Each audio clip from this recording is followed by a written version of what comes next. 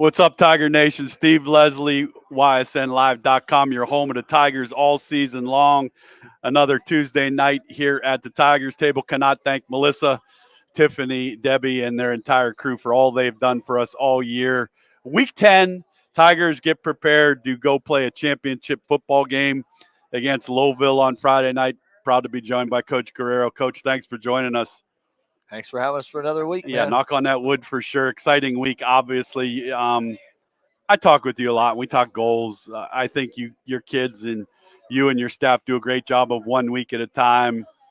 Now it's here. That has to be exciting for you and this group. It was for us, and I actually addressed the team on Monday, just talking about, like, when you talk about the non-league and the league, like, it's always, obviously we want to beat South Range, then win the non-league, you know what I mean, games.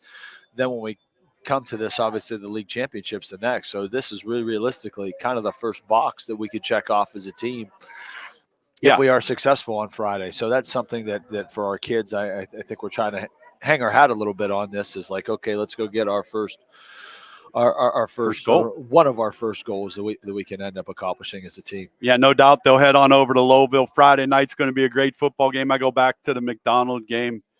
Very good football game. Slow start.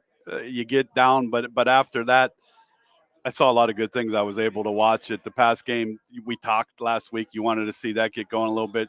I thought Colton and the receivers had a good game. But I thought, Coach, after you got down 7-0, the O-line and D-line kind of took over from there. I would say that. And the slow start is something that our guys normally don't have, but it was kind of unique because we were off on Friday. And I think once you get kind of the kids out of a routine or what they're normally to, so we did get them up. I brought them in on Friday morning, just to end up getting them in and making sure they were up.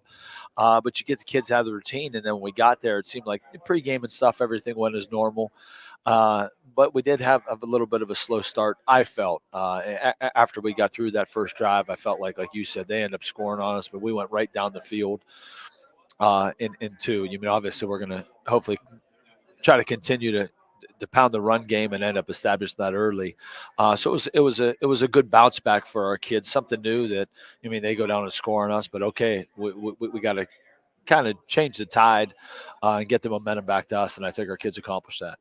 I have to, as a coach, is it hard? You can't really prepare yourself for a slow start because they're high school kids.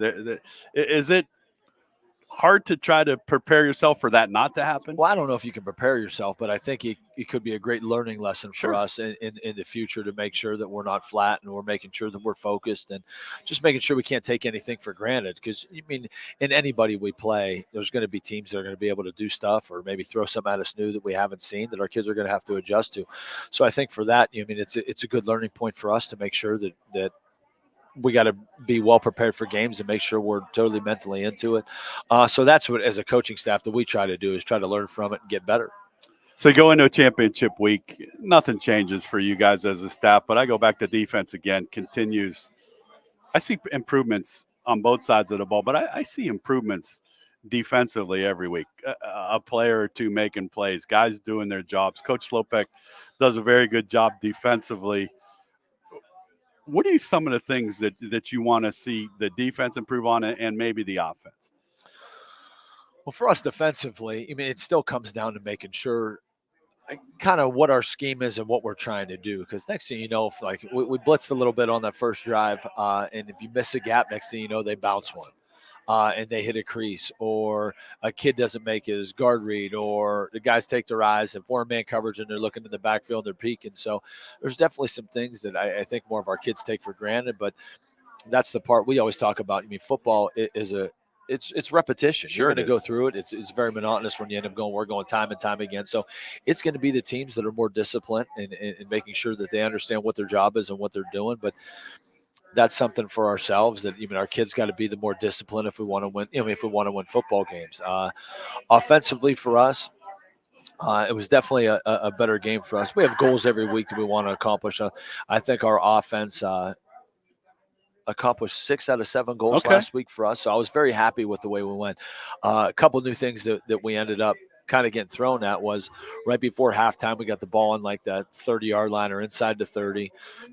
20-some seconds left. We had 3 timeouts, so we went kind of a wristband 2-minute, And man, did we move the ball well down the field. It was, you know what I mean? And we ended up kicking a field goal with 1 second left on the clock to give ourselves a chance to get 3 before halftime. But our kids, the execution of it was unbelievable.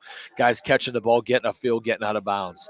When we had a chance to get the ball to set up for the field goal, I think Hayden came up with the catch, got upfield, got down. We were able to call the timeout. So some of the stuff that you work on in practice, but you don't always see time and time again. So I thought the execution of that drive was great. At the end of the game, offensively too, we get the ball with 4 minutes to go. So now it's 4-minute offense. How can we eat up clock? How can we not give them the ball back?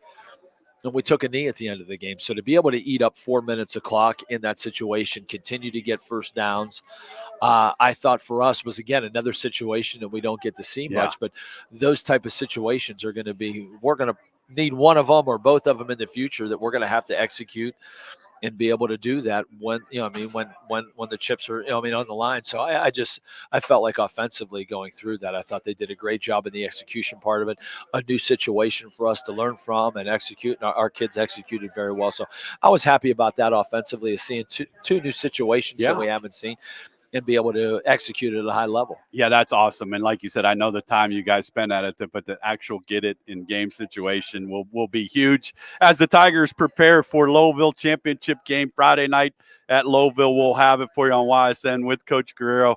Talked with Dylan and Connor a little bit. They talked a little bit about last year's game.